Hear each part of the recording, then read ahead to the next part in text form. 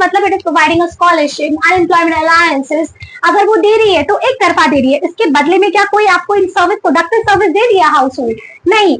Factor payments क्यों करेगी? Factor payments क्योंकि वो बदले में फैक्टर ऑफ प्रोडक्शन प्रोवाइड करेगी as a service to the government, for that it is getting the factor payments. और ट्रांसफर पेमेंट्स में क्या था?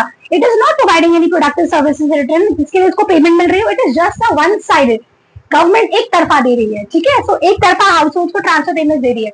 ये एक मैं आगे चैप्टर जब पढ़ाऊंगी तो उसमें आपको समझ आएगा डिटेलिंग में।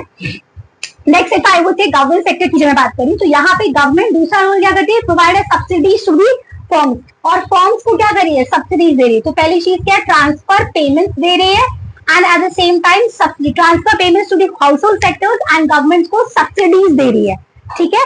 उसके बाद अगर मैं बात करती हूँ next topic we have in fourth, if we talk about government at the same time it is collecting the tax payments from the household sector and it collecting the tax payments from the firm sector. तो दूसरा क्या है? ये tax payments को collect करती है। Understand? So these are the most important factors.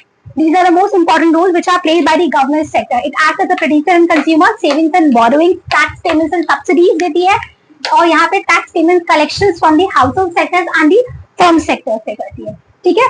So this is the complete circular flow of income in